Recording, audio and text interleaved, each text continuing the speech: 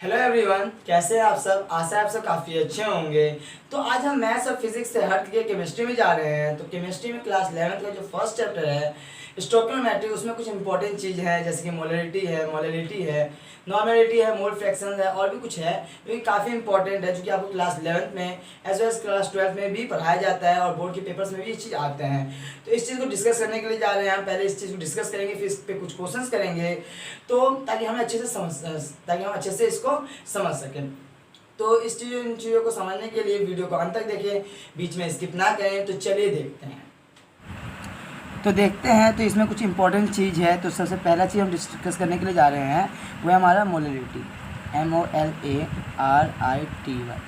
Molarity है जिसे हम कैपिटल M से डिनोट किया जाता है, आप कहीं देखेंगे तो एक्चुअली होता क्या है। तो मोलरिटी MOLARITY है, मोलरिटी कैपिटल इक्वल टू होता है number of moles of solute, number of moles of solute upon में volume of solution in litre. Okay, so molarity is defined as the number of moles of solute per unit volume of solution in liter.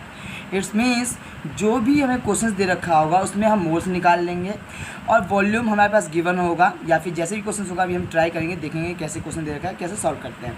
तो हम moles निकाल लेंगे, नीचे volume हो जाएगा, हमारा solve हो जाएगा और मोलरिटी आ जाएगा। तो जो इसकी एसआई यूनिट होती है, एसआई यूनिट जो होती है इस क्या होगा हमारा मोल्स पर लीटर। ओके, तो पहला चीज हमने डिस्कस कर लिया। मोलरिटी क्या है? Molarity is defined as the number of moles of solute per unit volume of solution in litre. The SI unit of molarity is moles per litre. Hopefully समझ में आ गया होगा। अब हम इसके क्वेश्चंस करते हैं। तो क्वेश्चन है हमारे पास, calculate the molarity of a solution containing 5 gram of NaOH in 450 millilitre solution.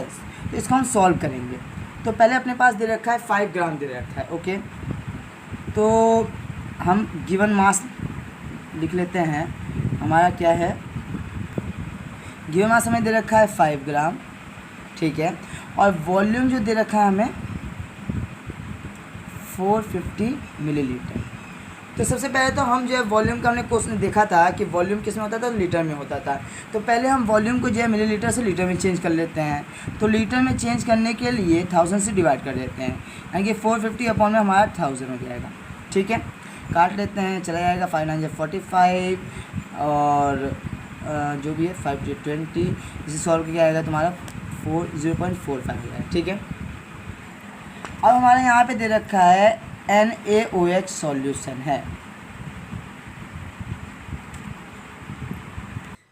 तो NaOH सॉल्यूशन है हमारा, सोडियम हाइड्रोक्साइड सॉल्यूशन है। तो इसका हम पहले मोलर मास निकाल लेंगे। तो मोलर मास निकाल लेंगे, तो मोलर मास इक्वल टू क्या होगा, Na का कितना होता है सोडियम का, तो 23 होता है, प्लस ऑक्सीजन का कितना होता है 16 होता है, प्लस हाइड्रोजन का कितना होता है 1 होता है।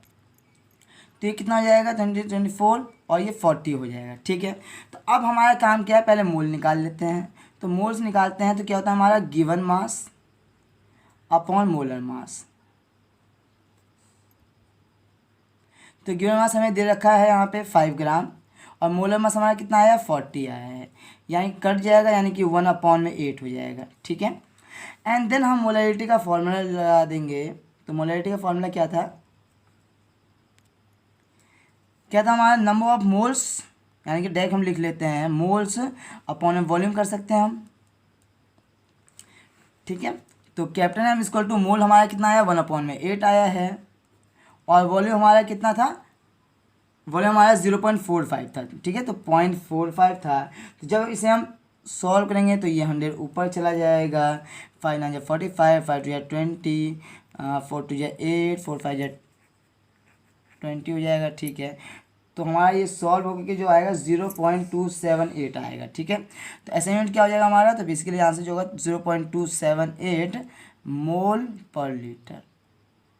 ये हमारा फाइनल आंसर हो जाएगा। होपफुली समझ में आ गया होगा मोलरिटी, ठीक है। तो नेक्स्ट चीज़ पे चलते हैं जो कि हमारा है मोलैलिटी है। तो MOLALIT मोलैलिटी है, इसे स्मॉल m से डिनोट करते हैं, ठीक है। तो हम लिख सकते हैं डायरेक्ट मोलैलिटी यानी कि स्मॉल m इक्वल टू हमारा जो होता है सेम होता है नंबर ऑफ मोल्स, मोल्स किसका होगा, ऑफ सॉल्यूट का होगा, अपॉन में वहाँ वॉल्यूम था, यहाँ पे होता है मास, मास ऑफ सॉल्वेंट, किसका, सॉल्वेंट का मास होता है, और किस में रहेगा, इन केजी में रहेगा। तो होपफुली समझ में आ गया होगा। तो ये इसका ऐसा यूनिट हमारा क्या हो जाएगा, तो ऐसा यूनिट जो होगा, ऐसा यूनिट इज, ऊपर मोल है तो मोल हो जाएगा, और नीचे क्या है, केजी, यानी कि मोल पर केजी, इसका हमारा ऐसा यूनिट हो जाएगा। तो होपफुली समझ में आ गया होगा। चलिए इस पे क्वेश्चंस करते हैं। तो जो नेक्स्ट क्वेश्चन है वो क्या, calculate molality of 2.5 gram of CH3COOH यानी कि ethanoic acid in 75 gram of benzene. तो बेसिकली जो हमें 2.5 ग्राम जो दे रखा है वो हमें क्या दे रखा है, वो सॉल्यूट का दे रखा है, यानी कि गिवन मास हम कह सकते हैं, गिवन मास ऑफ सॉल्यूट कह सकते हैं, इक्वल टू 2.5 ग्राम है, ठीक है। और 75 ग्राम ऑफ बेंजीन क्या है, तो बेंजीन जो हमारा C6H6 होता है, और वो क्या हमारा सॉल्वेंट है, तो उसका जो मास दे रखा है हमें 75 ग्राम दे रखा है। होपफुली समझ में आ गया होगा। तो पहला काम हम क्या करते हैं कि मोलर मास निकाल लेते हैं। तो मोलर मास निकाल लेते हैं, molar mass of ethanoic acid यानी CH3COOH। तो यहाँ पे कार्बन कितना है, 2 है, एक कार्बन का कितना होता है, तो 12 ग्राम मास होता है, यानी कि 12 इंटू 2 हम करते हैं क्योंकि 2 है, ठीक है। प्लस हाइड्रोजन कितना है, तो 4 है, हाइड्रोजन का 1 होता है, यानी कि 4 इंटू 1 कर लें, कोई दिक्कत नहीं है, ठीक है। और ऑक्सीजन का कितना हमारे पास यहाँ पे 2 है, तो एक का कितना होता है, 16 होता है, तो 16 इंटू 2 कर लेंगे, ठीक है। तो क्या हो जाएगा, 24 + 4 + 32 हो जाएगा, इसे सॉल्व करेंगे यानी कि 60 आ जाएगा, ठीक है। तो मोलर मास हमारा आ गया। नेक्स्ट काम क्या है हमारा, तो नेक्स्ट काम है हमारा मोल्स निकालना। तो मोल्स हम निकाल लेंगे तो क्या होता है, गिवन मास अपन में मोलर मास होता है, तो गिवन मास हम कह सकते हैं अपन में मोलर मास कह सकते हैं। गिवन मास हमारे पास 2.5 ग्राम दे रखा है, मोलर मास हमारा 60 है, इसे हम काटेंगे तो हमारा आएगा 0.0417 आ जाएगा, ठीक है। नाउ अब हम चलते हैं मोलैलिटी पे। मोलैलिटी हमारा स्मॉल m है, क्या था, number of moles of solute upon mass of solvent KG, यानी कि मोल तो हमारा आ गया 0.0417 अपॉन में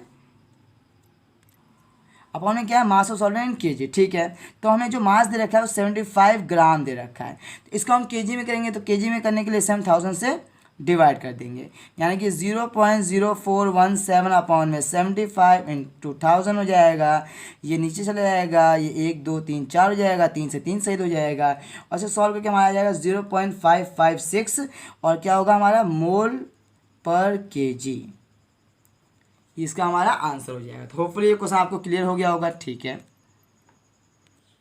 नेक्स्ट चीज़ पे चलते हैं, तो हमारा ये मोल फ्रैक्शन है। तो मोल फ्रैक्शन जैसे कि नाम से समझ में आ गया होगा कि मोल्स निकाल लेंगे उसका फ्रैक्शंस होगा।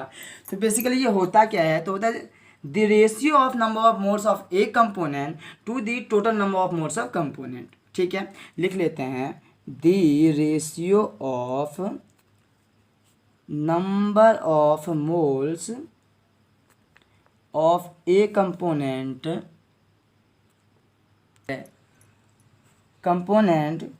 To the total number of moles of component, ठीक है। इसको हम एक्स से डिनोट करते हैं, काय पढ़ते हैं, अगर आप चाहें तो चाय भी पढ़ सकते हैं, कोई दिक्कत नहीं है, बस समझ में आना है, ठीक है। मेन मुद्दा हमारा ये है। तो बेसिकली मान लेते हैं कि हमारा जो है एक क्वेश्चन है जिसमें दे रखा है एक कंटेनर है, ठीक है। यहाँ पे जो है 2 कंपोनेंट्स है, मान लेते हैं हमारा ए कंपोनेंट है और बी कंपोनेंट है, ठीक है। तो इस केस में हमारा क्या होगा, हम नंबर ऑफ मोल्स निकाल लेंगे, ठीक है। तो Na निकाल लेंगे, ठीक है। Na हमारा मान लेते हैं कि क्या है, मोल्स ऑफ ए है, ठीक है। और Nb क्या हमारा होगा, हमारा मोल्स ऑफ बी होगा। तो अब जब हम निकालेंगे मोल फ्रैक्शन निकालेंगे, तो मोल फ्रैक्शन ए के लिए निकालेंगे, तो मोल फ्रैक्शन हमारा ए के लिए निकालते हैं, ठीक है। तो क्या होगा, number of moles of a component जिसका निकालेंगे उसका ऊपर यानी कि Na ऊपर होगा, और नीचे हमारा क्या होगा, दोनों टोटल जितने होगा उसका सम होगा, तो Na + Nb हो जाएगा। होपफुली इसमें समझ में आ गया होगा, ठीक है। सिमिलरली अगर हम मोल फ्रैक्शन ऑफ बी निकालें, काय ऑफ बी या फिर चाय ऑफ बी, जो भी कंफर्टेबल हैं आप, क्या होगा, हमारा Nb होगा अपॉन में सम टोटल हो जाएगा, ठीक है। समझ में आ गया होगा ये। अच्छा, एक इम्पॉर्टेंट है, अगर हम देखते हैं कुछ नया करने की कोशिश करते हैं, तो अगर हम निकालें x A plus X B निकालें तो क्या होगा हमारा। एक्स ए क्या था हमारा एन ए अपॉन में N A plus N B, और एक्स बी क्या था हमारा एन बी अपॉन में N A plus N B. तो अगर आप देखें तो X A plus X B जो होगा हमारा इक्वल टू हमारा नीचे क्या होगा N A plus N B होगा, ऊपर भी हमारा N A plus N B हो जाएगा, ये आपस में पूरा सही हो जाएगा, यानी कि 1 आ गया। तो बेसिकली हमारा क्या है यहाँ पे X A plus X B equal to 1 है। तो इससे ये समझना है कि क्वेश्चंस जो भी हो उसमें जो रहता है जितने भी कंपोनेंट है उसका मोल फ्रैक्शन का सम कितना होता है 1 होता है। अगर यहाँ पे 3 होता है तो X A plus X B plus X C equal to 1 होता है। समझ में आ गया होपफुली, ठीक है। चलिए हम इसके क्वेश्चंस पे चलते हैं। तो क्वेश्चन हमारा calculate the mole fraction of C2H6O2 in A solution containing 20% of C2H6O2 by mass. तो जो C2H6O2 है हमारा, इसका नाम है इथिलीन ग्लिसरॉल है, ठीक है। तो यहाँ पे पहले जो हमें क्वेश्चन दे रखा है वो 20% बाय मास दे रखा है। तो हमें क्या दे रखा है वेट बाय वेट दे रखा है। तो इसको हम डिवाइड कर देते हैं, ठीक है, तोड़ देंगे। तो जितना भी दे रखा होगा उतना होता है हमारा सॉल्यूट, 20 ग्राम ऑफ सॉल्यूट होगा, और बाकी बच कितना गया 100 में से, तो 80 ग्राम ऑफ सॉल्वेंट होगा। अब जब इस केस में हमें दे रखा था C2H6O2 जो है सॉल्यूट है, तो सॉल्वेंट हम क्या मानेंगे, अगर नहीं गिवन हो तो उसे वाटर को हम सॉल्वेंट मान लेंगे, ठीक है। यानी कि हम कह सकते हैं C2H6O2 यानी कि इथिलीन ग्लिसरॉल ये हमारा सॉल्यूट है, और सॉल्वेंट क्या होगा हमारा वाटर हो जाएगा। तो नेक्स्ट काम क्या हमारा, तो काम वही है कि मोल्स निकालेंगे। उससे पहले C2H6O2 का हम मोलर मास निकाल लेते हैं। तो कितना हो जाएगा 12 इंटू 2 हो जाएगा क्योंकि 2 कार्बन है, प्लस 6 इंटू 1 हो जाएगा क्योंकि 6 हाइड्रोजन है, प्लस 16 इंटू 2 हो जाएगा क्योंकि 2 ऑक्सीजन है। तो इसको हम सॉल्व करेंगे तो हमारा 62 आ जाएगा, ठीक है। तो अब हम निकाल लेते हैं मोल्स ऑफ C2H6O2। तो इक्वल टू क्या होगा, गिवन मास हमारा कितना था, तो गिवन मास हमारा 20 था, और मोलर मास हमारा कितना निकला है 62 निकला है। इसे आप सॉल्व करेंगे तो आएगा 0.322, और ठीक है इतना ही कर लेते हैं, कोई दिक्कत नहीं है। And similarly moles of water निकाल लेंगे। तो गिवन मास हमारा कितना 80 था, और मोलर मास कितना होता है वाटर का पता ही होगा क्योंकि H2O जो होता है हमारा कितना होता है, तो 2 इंटू 1 प्लस 16 यानी कि 18 होता है, ठीक है। तो अपॉन में 18 कर लेंगे, ये हमारा हो जाएगा 4.444 हो जाएगा, ठीक है। फास्ट कैलकुलेशन के लिए जो हमारा पिछला वीडियो है उसे आप देख सकते हैं, आपकी कैलकुलेशन कैसे फास्ट किया जाता है, ओके, ठीक है। तो अब हम काय ऑफ C2H6O2 या फिर चाय ऑफ, यानी basically mole fraction of ethylene glycerol का निकालेंगे। तो क्या होगा हमारा 0.322 अपॉन में सम हो जाएगा, यानी कि 0.322 प्लस 4.444। तो इसे अगर आप सॉल्व करेंगे तो ये आपका आएगा 0.068 आएगा। समझ में आ गया, बस पुट कर रहे हैं और कुछ नहीं करना है, ठीक है। अगर हम वाटर का निकालें तो हमारा क्या हो जाएगा, ऊपर वाटर का हो जाएगा यानी कि 4.444 हो जाएगा, अपॉन में सम करना है 0.322 प्लस 4.444। इसे आप सॉल्व करेंगे तो 0.932 आ जाएगा, ठीक है। तो यानी कि हम XC2H6O2 इक्वल टू 0.068 और वाटर का 0.932, ये हमारा इसका आंसर हो जाएगा। अच्छा, एक और चीज़ बात बताना था, वो ये कि मोल फ्रैक्शन में जो होता है उसका कोई ऐसा यूनिट नहीं होता है, क्योंकि मोल्स ही है, ऊपर नीचे मोल्स है, तो मोल्स आपस में कट जाएगा। सो हम कह सकते हैं इसका कोई भी ऐसा यूनिट नहीं होता है, ठीक है। जैसे कि हमने इसका अलग अलग निकाला, अगर हम ये करना चाहें तो ये भी कर सकते थे कि इसका हमने निकाल लिया, 1 में से माइनस कर देते तो ये आया था। आप वेरिफिकेशन के लिए इन दोनों को ऐड करिए तभी आपका 1 ही आएगा। जो हमने कहा था कि सम ऑफ मोल फ्रैक्शन जो होता है वो कितना होता है 1 होता है, तो ये भी हमारे यहाँ पे भी क्वेश्चंस में प्रूव हो गया है। तो आज के लिए इतना ही काफ़ी है, होपफुली आपको समझ में आया होगा, मज़ा आया होगा। तो चलिए bye bye, see you, take care.